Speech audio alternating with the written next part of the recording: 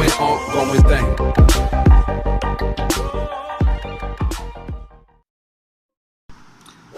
Hi friends, അനിയാക്ക് എഡ്യൂടെക്കിലേക്ക് ഒരിക്കൽ കൂടി സ്വാഗതം.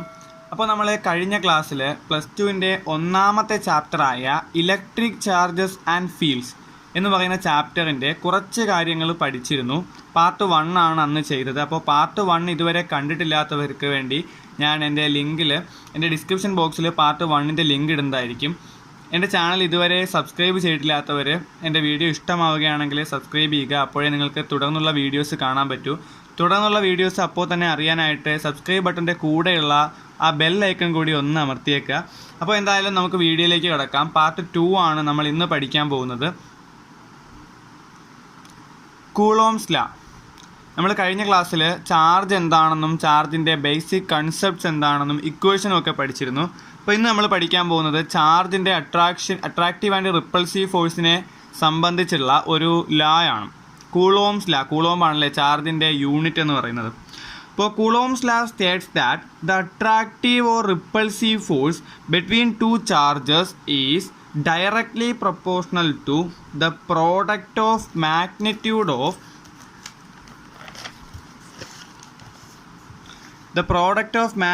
of the charges and inversely proportional to the square of distance between the charges. അപ്പോൾ സംഭവം സിമ്പിളാണ്. നമ്മൾ ഒരു രണ്ട് ചാർജിൻ്റെ അട്രാക്റ്റീവ് ഫോഴ്സ് അല്ലെങ്കിൽ റിപ്പൾസീവ് ഫോഴ്സ്, ആ ഫോഴ്സ് മാഗ്നിറ്റ്യൂഡ് ഓഫ് ഫോഴ്സ് എന്ന് പറയുന്നത് ഈ രണ്ട് ചാർജ് ഉണ്ടല്ലോ. അപ്പോൾ നമുക്ക് Q1 Q2 രണ്ട് ചാർജ് ആണെന്ന് കൺസിഡർ ചെയ്യാം. അപ്പോൾ Q1 Q2 പ്രോഡക്റ്റിന് ഡയറക്റ്റ്ലി പ്രൊപ്പോർഷണലാണ്. ഇനി Q1 Q2 തമ്മിലുള്ള രണ്ട് ചാർജ് തമ്മിലൊരു ഡിസ്റ്റൻസ് കാണുമല്ലേ, ആ ഡിസ്റ്റൻസിൻ്റെ സ്ക്വയറിന് ഇൻവേഴ്സ്ലി പ്രൊപ്പോർഷണലാണ് അവരുടെ അട്രാക്റ്റീവ് ഫോഴ്സോ റിപ്പൾസീവ് ഫോഴ്സോ, ആ ഫോഴ്സിൻ്റെ മാഗ്നിറ്റ്യൂഡ് എന്ന് പറയുന്നത്. അപ്പോൾ നമ്മളിത് പഠിക്കുമ്പോൾ, നമ്മൾ ഫിസിക്സ് ഒക്കെ പഠിക്കുമ്പോൾ കൂടുതൽ കാര്യങ്ങൾ റിലേറ്റ് ചെയ്ത് പഠിച്ചാൽ പെട്ടെന്ന് ഓർമ്മയിൽ നിൽക്കും. നമുക്കറിയാം, നമുക്കിവിടെ ആ ഇക്വേഷൻ കൂടി പറഞ്ഞിട്ട് ആ കാര്യം പറയാം. F is directly proportional to Q1 × Q2. F is directly proportional to 1/r². അപ്പോൾ നമ്മൾ ഇത് രണ്ടും കൂടെ ഒരുമിച്ച് പ്രൊപ്പോർഷണാലിറ്റി സൈൻ കൊടുക്കുന്നു. F is directly proportional to Q1 Q2/r². ഇതുപോലൊരു ഇക്വേഷനാണ് നമ്മൾ ഗ്രാവിറ്റേഷണൽ അട്രാക്റ്റീവ് ഫോഴ്സിലും പഠിക്കുന്നത്. F is directly proportional to m1 m2/d². അല്ലേ, പ്രോഡക്റ്റ് ഓഫ് മാസിന് അവിടെ പ്രൊപ്പോർഷണലാണ്, ഇവിടെ പ്രോഡക്റ്റ് ഓഫ് ചാർജിന് പ്രൊപ്പോർഷണലാണ്. അവിടെ ഡിസ്റ്റൻസ്, സ്ക്വയർ ഓഫ് ഡിസ്റ്റൻസിന് ഇൻവേഴ്സ്ലി പ്രൊപ്പോർഷണലാണ്, ഇവിടെയും സ്ക്വയർ ഓഫ് ഡിസ്റ്റൻസിന് ഇൻവേഴ്സ്ലി പ്രൊപ്പോർഷണലാണ്. അപ്പോൾ ഇത് തങ്ങളിൽ വലിയ ബന്ധമൊന്നുമില്ലെങ്കിൽ നമ്മൾ ആ ഇക്വേഷൻസ് കണക്ട് ചെയ്ത് പഠിച്ചാൽ നമുക്ക് ഇത് പഠിക്കേണ്ട ആവശ്യമില്ല. ഇനി അവിടെ ന്യൂട്ടൺസ് ലാ ഓഫ് ഗ്രാവിറ്റേഷൻ മാറ്റി ഇവിടെ കൂളോംസ് ലാ ആക്കിയാൽ മാത്രം മതി. അപ്പോൾ കണക്ട് ചെയ്ത് പഠിക്കുമ്പോൾ നിങ്ങൾക്ക് പെട്ടെന്ന് ഓർമ്മയിൽ നിൽക്കുന്നതായിരിക്കും. അപ്പോൾ എന്തായാലും F is directly proportional to Q1 Q2/r². Product of ചാർജസിൻ്റെ ഡയറക്ട്ലി പ്രൊപ്പോർഷണലാണ്, സ്ക്വയർ ഓഫ് ഡിസ്റ്റൻസ് ബിറ്റ്വീൻ തമ്മിന് ഇൻവേഴ്സ്ലി പ്രൊപ്പോർഷണലാണ്. അപ്പോൾ നമ്മൾ ഈ പ്രൊപ്പോർഷണാലിറ്റി സൈൻ മാറ്റാനായിട്ട് ഒരു കോൺസ്റ്റൻ്റ് കൊണ്ട് മൾട്ടിപ്ലൈ ചെയ്യും അല്ലേ. F is equal to K × Q1 Q2/r². അപ്പോൾ എക്സ്പെരിമെൻ്റ് ഒക്കെ ചെയ്ത് നോക്കിയപ്പോൾ നമുക്ക് കെയ്ക്ക് ഒരു വിലയുണ്ട്, കെയ്ക്ക് ഒരു വില കിട്ടിയിട്ടുണ്ട്. F is equal to 1/4πε0 × Q1 Q2/r². ഈ ഒരു സംഗതി നമ്മൾ ആദ്യമായിട്ടാണല്ലേ കാണുന്നത്. 1/4πε0 × Q1 Q2/r². അത് എപ്സിലോൺ എന്നാണ് വായിക്കുന്നത് കേട്ടോ,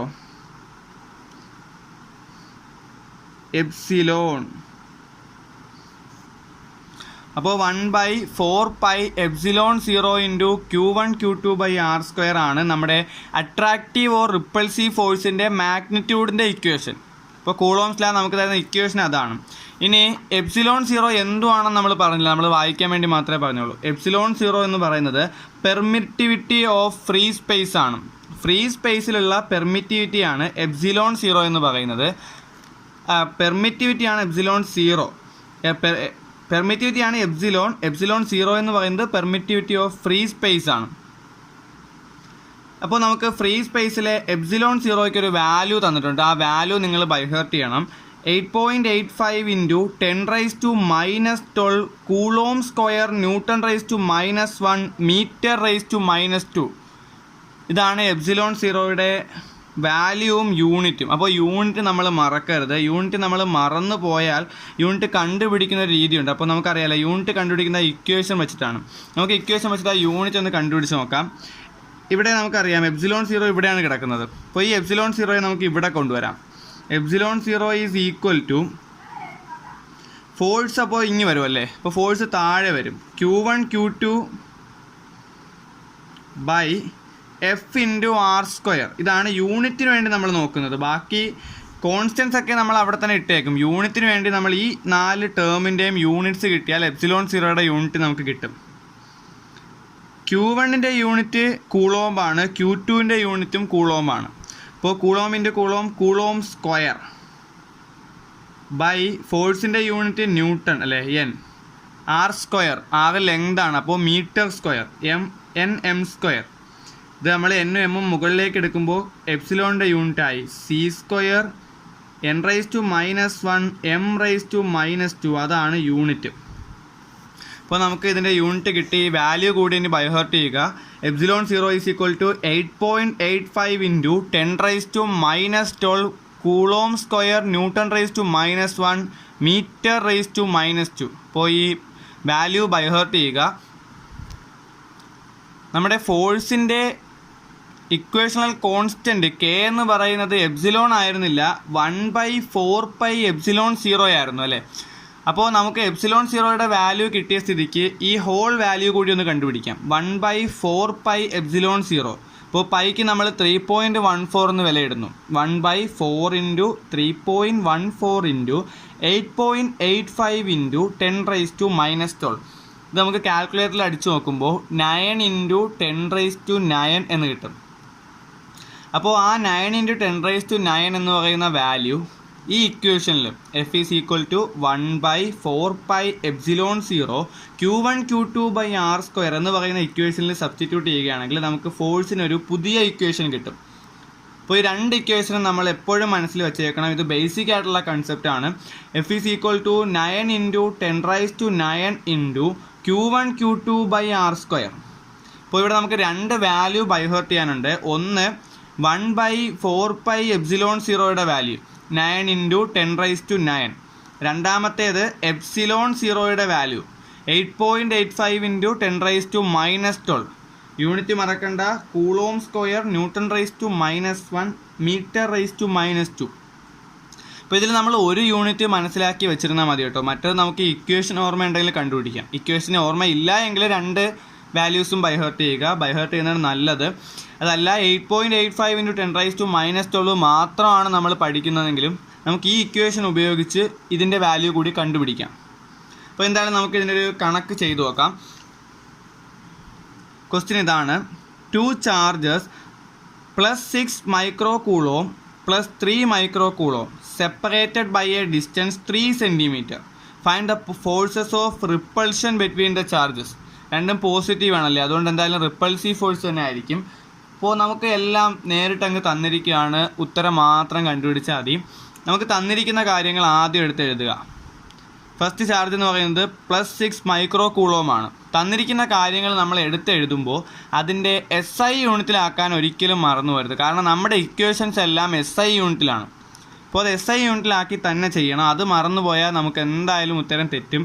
അപ്പോൾ എന്തായാലും Q1 is equal to +6 micro coulomb. നമുക്കറിയാമല്ലേ, കൂളോമാണ് Q1ൻ്റെ SI unit.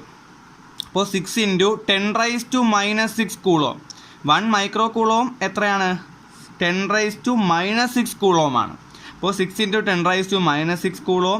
Q2 is equal to +3 micro coulomb. അതായത് 3 ഇൻറ്റു 10⁻⁻6 കൂളോം. ഇനി ആറ് നമുക്ക് തന്നിട്ടുണ്ടല്ലേ, 3 സെൻറ്റിമീറ്റർ ആണ്. പക്ഷേ നമ്മൾ 3 സെൻറ്റിമീറ്റർ എന്ന് എഴുതിയാൽ പോരാ, SI യൂണിറ്റ് എഴുതാൻ മറക്കരുത്. 3 ഇൻറ്റു 10⁻⁻2 മീറ്റർ. ഇനി നമുക്കിതെല്ലാം കൂടി ഇക്വേഷനിൽ സബ്സ്റ്റിറ്റ്യൂട്ട് ചെയ്താൽ നമുക്ക് ആൻസർ കിട്ടുന്നതാണ്. F is equal to 1/4π epsilon zero Q1 Q2 by R square. നമുക്ക് ഇക്വേഷൻ അറിയാം അല്ലേ, 9 ഇൻറ്റു 10⁻9 ഇൻറ്റു ബാക്കിയുള്ള വാല്യൂസൊക്കെ എടുത്തിട്ട് കൊടുക്കുക. 6 into 10⁻6 into 3 into 10⁻6 by 3 into 10⁻2 the whole square. നമ്മളിത് കാൽക്കുലേറ്റർ അടിച്ചു നോക്കുമ്പോൾ എല്ലാം കൃത്യമായിട്ട് തന്നെ അടിച്ചു വെക്കണം. ഈ ബ്രാക്കറ്റൊക്കെ കൃത്യമായിട്ട് ഇട്ടില്ല എങ്കിൽ നമ്മുടെ ഉത്തരം തെറ്റും. അതുകൊണ്ടാണ് ഞാൻ ബ്രാക്കറ്റ് ഇട്ട് തന്നെ ഇതിൽ കാണിച്ചിരിക്കുന്നത്. ബ്രാക്കറ്റൊക്കെ കൃത്യമായിട്ട് ഇട്ട് തന്നെ കാൽക്കുലേറ്ററിൽ അടിക്കണം. കാൽക്കുലേറ്റർ ഉണ്ടായിട്ട് പോലും തെറ്റി എന്നുള്ളൊരു പ്രശ്നം എന്തായാലും നമുക്ക് വരരുത്. ഇനി അതല്ല, കാൽക്കുലേറ്ററിൽ ചെയ്താൽ ചിലപ്പോൾ തെറ്റുമെന്നുള്ള പേടിയൊക്കെ ഉണ്ടെങ്കിൽ നമുക്ക് ഇങ്ങനെയുള്ള കണക്കുകളൊക്കെ ചിലപ്പോഴൊക്കെ കാൽക്കുലേറ്റർ ഇല്ലാതെയും ചെയ്യാൻ പറ്റും കേട്ടോ. ഇത് ചെയ്യാൻ പറ്റുന്ന കണക്കാണ്. ഇപ്പോൾ നമുക്കറിയാം 10⁻⁹, 10⁻⁻6, 10⁻⁻6. ഇത് മൂന്നും ഇൻറ്റു ചെയ്യാനായിട്ട് നമ്മൾ ഈ സംഖ്യകളെല്ലാം കൂട്ടി കൊടുത്താൽ മതിയല്ലേ. അപ്പോൾ 9 × 6 × 3 × 10⁻⁹ -6 -6 വരും. -12 + 9 -3 വരും. അപ്പോൾ 10⁻³ ഇവിടെ വരും. ഇനി ഇത് നോക്കുകയാണെങ്കിൽ 3യുടെ സ്ക്വയർ 9 ആണ്. 10⁻⁻2ൻ്റെ സ്ക്വയർ 10⁻⁻4 ആണ്. നിങ്ങൾക്കിത് മനസ്സിലാകുന്നുണ്ടെന്ന് വിശ്വസിക്കുന്നു. അതല്ലെങ്കിൽ നിങ്ങൾക്ക് കാൽക്കുലേറ്ററിൽ അടിച്ചു നോക്കാവുന്നതാണ്. എന്തായാലും 10⁻⁹, 10⁻⁻6, 10⁻⁻6 ഇത് നമുക്ക് ചെയ്യുമ്പോൾ 10⁻³ എന്ന് കിട്ടും. അതുപോലെ തന്നെയാണ് ഇവിടെ എഴുതിയിരിക്കുന്നത് 9 × 6 × 3 × 10⁻³ / 9 × 10⁻⁴. ഇവിടെ 2 9 ഉണ്ടല്ലേ, അപ്പോൾ 2 9 നമുക്ക് ക്യാൻസൽ ചെയ്യാം. ഇനി 6 × 3 എത്രയാ? 18 × 10⁻³ 10⁻⁴ മുകളിൽ വരുമ്പോൾ 10⁻⁴ ആവും. × 10⁻⁴. 10⁻⁴ × 10⁻³ 10⁻⁴ - അപ്പോൾ 10 വരും അല്ലേ, 10⁻1 വരും. 18 × 10 180 N ആണ് ആൻസർ. അപ്പോൾ ഈ ക്വസ്റ്റ്യൻ നിങ്ങൾക്ക് മനസ്സിലായെന്ന് വിശ്വസിക്കുന്നു. നമുക്ക് അടുത്ത ക്വസ്റ്റ്യനിലേക്ക് പോവാം. The electrostatic force of repulsion between two positively charged ions carrying equal charges is 3.7 × 10⁻⁻9. അപ്പോൾ നമുക്ക് തന്നിരിക്കുന്നത് റിപ്പൾസീവ് ഫോഴ്സ് ആണ്. 3.7 × 10⁻⁻9 ആണ്. When they are separated by a distance of 5 angstrom, how many electrons are missing from each ion? അപ്പോൾ നമുക്ക് repulsive force തന്നിട്ടുണ്ട്, charge same ആണെന്ന് തന്നിട്ടുണ്ട്, ഈക്വൽ ചാർജസ് കണ്ടില്ലേ, ഈക്വൽ ചാർജസ് ആണ്. ഇനി separated by a distance of 5 angstrom. അപ്പോൾ നമുക്ക് തന്നിട്ടുള്ള കാര്യങ്ങൾ നമുക്ക് ആദ്യം തന്നെ എടുത്ത് എഴുതാം. Q1 = Q2, ചാർജ് ഈക്വൽ ആണ്. അപ്പോൾ നമുക്കതിനെ Q എന്ന് വിളിക്കാം.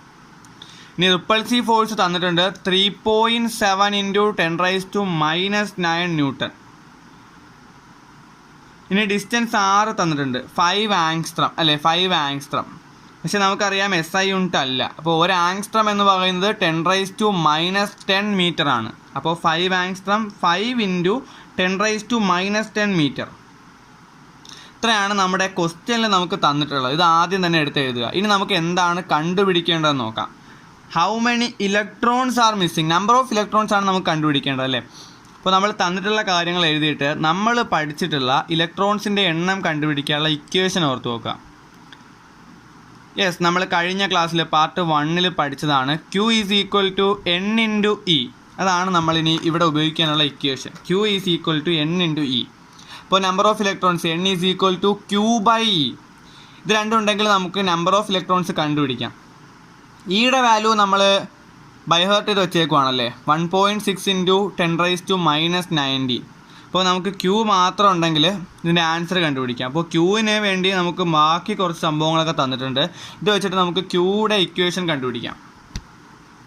അതിനുവേണ്ടി നമ്മൾ കൂളോംസ് ലായുടെ ഇക്വേഷനാണ് ഉപയോഗിക്കുന്നത്. F = 1/4πε0 × Q1 Q2/r². ഫോഴ്സ് തന്നിട്ടുണ്ടല്ലേ, 3.7 × 10⁻⁻9. ഇത്രയും നമ്മുടെ കോൺസ്റ്റൻറ്റിൻ്റെ വില 9 × 10⁻9 ആണ്. നമ്മൾ ബൈഹാർട്ട് ചെയ്ത് വെച്ചിട്ടുണ്ട്. ഇൻറ്റു Q1 ഉം Q2 ഈക്വൽ ആണ്. അപ്പോൾ Q² / 5 × 10⁻10² അപ്പോൾ നമ്മൾ ഈ Q² മാത്രം ഇവിടെ നിർത്തി ബാക്കിയുള്ള എല്ലാവരെയും = സൈനിന് അപ്പുറത്ത് കൊണ്ടുപോവുകയാണ്. അപ്പോൾ Q² = 3.7 × 10⁻9 ഇൻറ്റു ഇതങ്ങ് അപ്പുറത്ത് പോകുമ്പോൾ ഇൻറ്റു ആവും അല്ലേ, ഇൻറ്റു 5 × 10⁻10² / 9 × 10⁻9. ഇത് നമുക്ക് കാൽക്കുലേറ്റർ ചെയ്യുമ്പോൾ 1.02 × 10⁻37 എന്ന് കിട്ടും. അപ്പോൾ നമുക്ക് Q² ആണ് കിട്ടിയത്. ഇനി Q കിട്ടണമെങ്കിൽ അതിൻ്റെ റൂട്ട് കണ്ടുപിടിച്ചാൽ മതി. അപ്പോൾ നമുക്ക് ആൻസർ കാൽക്കുലേറ്റർ ചെയ്യുമ്പോൾ 3.20 × 10⁻19 എന്ന് വരും. അപ്പോൾ നമ്മുടെ ഇക്വേഷൻ അനുസരിച്ച് n is equal to Q/E ആണല്ലേ. അപ്പോൾ നമുക്ക് Q ഉണ്ട് Eയും ഉണ്ട്. നമുക്ക് ആൻസർ ചെയ്താൽ മതി 3.20 ഇൻറ്റു 10⁻⁻19 ബൈ 1.6 ഇൻറ്റു 10⁻⁻19. 10⁻⁻19 10⁻⁻19 ക്യാൻസൽ. ഇനി 3.20 ദാറ്റ് ഈസ് 3.2 ബൈ 1.6. അപ്പോൾ നമുക്ക് ആൻസർ 2 എന്ന് കിട്ടും. അത് കാൽക്കുലേറ്റർ ഇല്ലാതെ തന്നെ നമുക്ക് ചെയ്യാവുന്നതാണ്. ഇനി നമ്മൾ അടുത്തത് പഠിക്കാൻ പോകുന്നത് കൂളോംസ് ലാ തരുന്ന ഇക്വേഷൻ ഫോഴ്സിൻ്റെ ഇക്വേഷൻ ആണല്ലേ. പക്ഷെ നമുക്കറിയാം ഫോഴ്സ് ഒരു വെക്റ്റർ ക്വാണ്ടിറ്റി ആണ്. അപ്പോൾ വെക്റ്റർ ഫോമിൽ കൂളോംസ് ലാക്ക് വേറൊരു ഫോം ഉണ്ട്. അതാണ് നമ്മൾ അടുത്ത പഠിക്കാൻ പോകുന്നത്, വെക്റ്റർ ഫോം ഓഫ് കൂളോംസ് ലാ. നമ്മൾ ആദ്യം നോക്കാൻ പോകുന്നത് ലൈക്ക് ചാർജസ് ആണ്. ലൈക്ക് ചാർജസ് ആണെങ്കിൽ ഒന്നേ രണ്ടും പോസിറ്റീവ് ആയിരിക്കും, അല്ലെങ്കിൽ രണ്ടും നെഗറ്റീവ് ആയിരിക്കും. അപ്പോൾ പോസിറ്റീവ് ഇൻറ്റു പോസിറ്റീവും പോസിറ്റീവാണ്, നെഗറ്റീവ് ഇൻറ്റു നെഗറ്റീവും പോസിറ്റീവാണ്. അപ്പോൾ ഈ Q1ഉം Q2ഉം പോസിറ്റീവോ നെഗറ്റീവോ ലൈക്ക് ചാർജസ് ആണെങ്കിൽ അതിൻ്റെ പ്രോഡക്റ്റ് 0യേക്കാൾ കൂടുതൽ വരും അല്ലേ. Q1 Q2 is greater than 0. അതാണ് നമ്മൾ അടുത്ത് നോക്കാൻ പോകുന്നത്.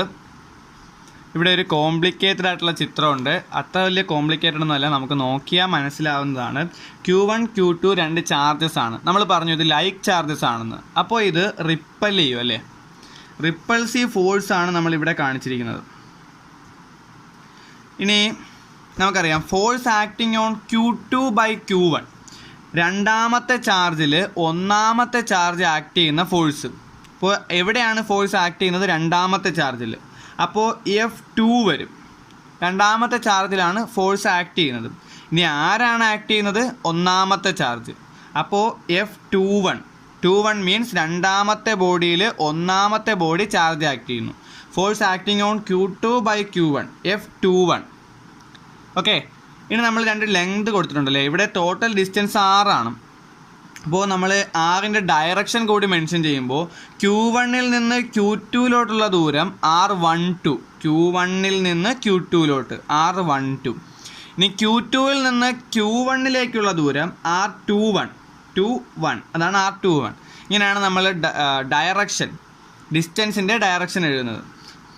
ഇപ്പോൾ force acting on Q2/Q1 F21 is equal to 1/4πε0 into Q1 Q2/R². അപ്പോൾ നമുക്ക് 6 മാത്രം എഴുതിയാൽ പോരാ, കാരണം ആറിൻ്റെ ഡയറക്ഷൻ കൂടി നമ്മൾ വെക്റ്റർ ക്വാണ്ടിറ്റിയിൽ സ്പെസിഫൈ ചെയ്യണം.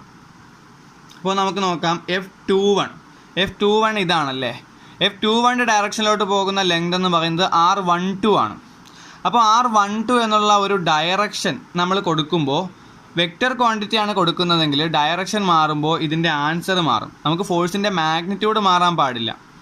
അതുകൊണ്ട് മാഗ്നിറ്റ്യൂഡ് മാറാതെ വെക്റ്റർ ക്വാണ്ടിറ്റി എഴുതുന്ന രീതി നമ്മൾ കഴിഞ്ഞ വർഷം പഠിച്ചിട്ടുണ്ട്. ക്യാപ് നൊട്ടേഷൻ നമ്മൾ I ക്യാപ്പ് J ക്യാപ്പ് എന്നൊക്കെ എഴുതിയിട്ടില്ലേ. അതുപോലെ R12 ക്യാപ്പ് എന്നുകൂടി നമ്മൾ കൊടുത്തിരിക്കണം. അപ്പോൾ ഇതാണ് Q2ൽ ആക്ട് ചെയ്യുന്ന ഫോഴ്സ്. ഇനി force acting on Q1/Q2 F12 is equal to 1/4πε0 into Q1 Q2/R². നമുക്ക് ഡയറക്ഷൻ നോക്കാം. F12 ഇങ്ങോട്ടാണ് പോകുന്നത്. അപ്പോൾ ആ ഡയറക്ഷനിലുള്ള ലെങ്ത് എന്ന് പറയുന്നത് R21 ആണല്ലേ. അപ്പോൾ Q1 Q2/R² into R21 cap. ഇനി നമ്മൾ എപ്പോഴും ഓർത്ത് വെച്ചേക്കേണ്ട കാര്യമാണ് F21 is equal to -F12. കാരണം മാഗ്നിറ്റ്യൂഡ് സെയിം ആണ്, പക്ഷേ ഡയറക്ഷൻ ഓപ്പോസിറ്റ് ആണ്. അപ്പോൾ F21 is equal to -F12. Like charges ആണെങ്കിൽ റിപ്പൾസീവ് ഫോഴ്സ് ആയിരിക്കും ഉണ്ടാകുന്നത്. ഇനി നമുക്ക് അൺലൈക്ക് ചാർജസിൻ്റെ കാര്യം കൂടി നോക്കാം. അൺലൈക്ക് ചാർജസിന് ഇതുപോലൊരു ചിത്രമുണ്ട്, കുറച്ച് വ്യത്യാസമാണ്. അപ്പോൾ അൺലൈക്ക് ചാർജസ് ആണെങ്കിൽ ഒരെണ്ണം പോസിറ്റീവ് ഒരെണ്ണം നെഗറ്റീവ് ആയിരിക്കും. അപ്പോൾ പ്രോഡക്റ്റ് കിട്ടുന്നത് നെഗറ്റീവ് ആയിരിക്കും. അത് 0യേക്കാൾ താഴ്ന്ന വിലയാണ്. ഇനി Q1ഉം Q2ഉം അട്രാക്റ്റ് ചെയ്യുകയാണല്ലേ. Q1ഉം Q2ഉം അട്രാക്റ്റീവ് ഫോഴ്സാണ്. Q1 Q2ലോട്ട് അട്രാക്റ്റ് ചെയ്യുന്നത്, അല്ലെങ്കിൽ Q2 ആണ് Q1നെ അട്രാക്റ്റ് ചെയ്യിക്കുന്നത്. അപ്പോൾ Q1ലാണ് ഫോഴ്സ് ആക്ട് ചെയ്യുന്നത്, Q2 ആണ് ആക്ട് ചെയ്യുന്നത്. അപ്പോൾ നമുക്കറിയാം Q1നെ Q2 വലിക്കുന്നു, F12 അങ്ങോട്ടാണ്. ഇനി തിരിച്ച് അതേപോലെ Q2വിനെ Q1 ആക്ട് ചെയ്യുന്നു, F21. ഇത് രണ്ടും കൂടെ നടുക്കോട്ടാണ് പോകുന്നത് അല്ലേ. ഇനി നമുക്ക് ഡയറക്ഷൻ നോക്കിയാൽ നേരത്തെ ചെയ്തതുപോലെ തന്നെ Q1ൽ നിന്ന് Q2ലോട്ട് R12, Q2വിൽ നിന്ന് Q1ലോട്ട് R21. ഇനി നമുക്ക് ഇതിൻ്റെ ഇക്വേഷൻസ് നോക്കാം.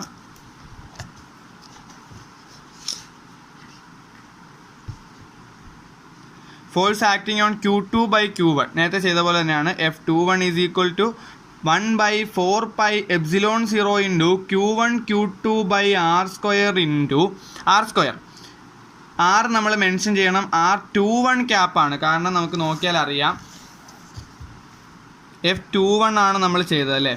F21ൻ്റെ ഡയറക്ഷനിലുള്ള ഫോഴ്സ്, ആ ഫോഴ്സിൻ്റെ ഡയറക്ഷനിലുള്ള ഡിസ്റ്റൻസ് എന്ന് പറയുന്നത് R21 ആണ്. അപ്പോൾ അതുകൊണ്ടാണ് നമുക്ക് R21 ക്യാപ്പ് തന്നെ നമ്മൾ കൊടുത്തത്. ഇനി നമുക്ക് F1 നോക്കാം, അല്ലെങ്കിൽ F12. Force acting on Q1 by Q2 F12 is equal to 1/4πε0 into Q1 Q2 by R². R12 ക്യാപ്പാണ്. അപ്പോൾ F12 is equal to minus F21. ഇത് അട്രാക്റ്റീവ് ഫോഴ്സ് ആണ്, കാരണം ഓപ്പോസിറ്റ് ചാർജസ് അല്ലെങ്കിൽ അൺലൈക്ക് ചാർജസ് അട്രാക്റ്റ് ചെയ്യും അല്ലേ. ഇനി നമ്മൾ അടുത്ത പഠിക്കാൻ പോകുന്ന ടോപ്പിക്കാണ് അല്ലെങ്കിൽ ടേമാണ് relative permittivity or dielectric constant. നമുക്കറിയാം, നമ്മൾ റിലേറ്റീവ് മാസ് പഠിച്ചിട്ടുണ്ട്, അല്ലെങ്കിൽ റിലേറ്റീവ് ഡെൻസിറ്റി പഠിച്ചിട്ടുണ്ട്. റിലേറ്റീവ് എന്ന് പറയുന്ന ടേം ഉപയോഗിക്കുന്നത് ഏതെങ്കിലും ഒരു വസ്തുവിൻ്റെ അല്ലെങ്കിൽ ഏതെങ്കിലും പ്രത്യേക സാധനത്തിൻ്റെ ആ യൂണിറ്റ് നോക്കിയിട്ട് അതുമായിട്ട് ബന്ധപ്പെടുത്തിയാണ് പറയുന്നത്. ഇപ്പോൾ മാസ് ആണെങ്കിൽ റിലേറ്റീവ് മാസ് എന്ന് പറയുന്നത്, റിലേറ്റീവ് അറ്റോമിക് മാസ് എന്ന് പറയുന്നത് കാർബണിൻ്റെ മാസുമായിട്ട് റിലേറ്റ് ചെയ്താണ് പറയുന്നത്. ഡെൻസിറ്റി ആണെങ്കിൽ റിലേറ്റീവ് ഡെൻസിറ്റി വാട്ടറിൻ്റെ ഡെൻസിറ്റിയുമായിട്ട് റിലേറ്റ് ചെയ്താണ് പറയുന്നത്. അതുപോലെ ഇവിടെയും ഏതെങ്കിലും ഒരു വസ്തുവിൻ്റെ ആ പെർമിറ്റിവിറ്റിയുമായിട്ട് റിലേറ്റ് ചെയ്തായിരിക്കുമല്ലോ പറയുന്നത്. അത് ഫ്രീ സ്പേസിലെ പെർമിറ്റിവിറ്റിയാണ്. It is the ratio of permittivity of a medium to the permittivity of a free space. നമ്മൾ റിലേറ്റിവിറ്റി എന്ന് പറഞ്ഞാൽ തന്നെ, നമ്മൾ റിലേറ്റീവ് ആ ഒരു യൂണിറ്റ് പറഞ്ഞാൽ തന്നെ നമ്മൾ ഏതുമായിട്ടാണ് റിലേറ്റ് ചെയ്യുന്നത് മാത്രം നോക്കിയാൽ നമുക്ക് ഇതിൻ്റെ ഡെഫിനിഷൻ എഴുതാൻ പറ്റും. It is the ratio of permittivity of a medium to the permittivity of free space. ഇതിനെയാണ് നമ്മൾ ഡൈ ഇലക്ട്രിക് കോൺസ്റ്റൻറ്റ് എന്നും പറയുന്നത്. അത് മറക്കണ്ട, relative permittivity or dielectric constant. ഇനി epsilon R is equal to K. Relative പെർമിറ്റിവിറ്റിയാണ് നമ്മൾ K എന്ന് പറയുന്നത്. K is equal to epsilon medium by epsilon 0 എന്നാണ്. അതായത് എപ്സിലോൺ എം ഏതോ ഒരു മീഡിയത്തിലെ പെർമിറ്റിവിറ്റി ബൈ ഫ്രീ സ്പേസിലെ പെർമിറ്റിവിറ്റി. അപ്പോൾ നമുക്ക് ഇതറിയാമെങ്കിൽ മീഡിയത്തിലെ പെർമിറ്റിവിറ്റി കിട്ടുമല്ലേ. Epsilon M is equal to epsilon 0 into K. നമ്മൾ ചെയ്ത രണ്ട് കണക്കുകളും ഫ്രീ സ്പേസിലെ ചാർജുമായിട്ട് ബന്ധപ്പെടുത്തിയിട്ടായിരുന്നു. അപ്പോൾ ഇനി നമ്മൾ മീഡിയത്തിൽ വേണമെങ്കിൽ നമുക്ക് റിപ്പൾസീവ് ആൻഡ് അട്രാക്റ്റീവ് ഫോഴ്സ് കണ്ടുപിടിക്കാം. അപ്പോൾ അതിനുള്ള ഇക്വേഷൻ നമുക്ക് നോക്കാം. F0 free സ്പേസിലാണെങ്കിൽ 1/4πε0 into Q1 Q2 by R². ഇനി ചാർജ് ഒരു മീഡിയത്തിലാണെങ്കിൽ FM is equal to 1/4πε medium into Q1 Q2 by R² എന്ന് വരും അല്ലേ. അപ്പോൾ എപ്സിലോൺ മീഡിയത്തിന് നമുക്ക് നേരത്തെ നമ്മളുടെ ഇക്വേഷൻ കണ്ടുപിടിച്ചു, എപ്സിലോൺ 0 ഇൻറ്റു കെ. ഇനി നമ്മൾ ഈ FM ഒന്ന് സൂക്ഷിച്ച് നോക്കിയാൽ ഈ കെ ഒഴിച്ച് ബാക്കി എല്ലാം F0 ആണല്ലേ. അപ്പോൾ F0 ബൈ കെ എന്ന് നമുക്ക് ഇതിനെ എഴുതിക്കൂടെ. F0 ആണെങ്കിൽ 1/4πε0 Q1 Q2 by R² by K ആകുമ്പോൾ കെ ഇങ്ങ് മുകളിൽ വരും. അപ്പോൾ ഇവിടെ തന്നെ വരും അല്ലേ. അപ്പോൾ നമുക്ക് FM-നെ F0 ബൈ കെ എന്ന് എഴുതാം. ഈ ഇക്വേഷൻ ഓർത്ത് വെച്ചിരിക്കുക. FM is equal to F0 by K. ഇനി കെക്ക് എയറിലുള്ള വാല്യൂവും വാട്ടറിലുള്ള വാല്യൂവും നമുക്ക് വേണമെങ്കിൽ ബൈഹാർട്ട് ചെയ്ത് വെച്ചേക്കാം. എയറിലുള്ള വാല്യൂ അപ്രോക്സിമേറ്റ്ലി ഈക്വൽ ടു 1 ആണ്. K in water is equal to 80 ആണ്. അപ്പോൾ നമുക്കറിയാം F0 ബൈ കെ ആണല്ലേ. അപ്പോൾ കെ ഒരു പോസിറ്റീവ് സംഖ്യയാണെങ്കിൽ FM എന്ന് പറയുന്നത് എപ്പോഴും F0യെക്കാളും ചെറുതായിരിക്കും. ഇത് ജസ്റ്റ് ഒന്ന് ഓർത്ത് വെച്ചിരിക്കുക. അപ്പോൾ ഇതോടുകൂടി നമ്മുടെ ഇന്നത്തെ വീഡിയോ ക്ലാസ് അവസാനിക്കുകയാണ്. അപ്പോൾ എൻ്റെ വീഡിയോ ഇഷ്ടമായിട്ടുണ്ടെങ്കിൽ എൻ്റെ വീഡിയോ ലൈക്ക് ചെയ്യുക.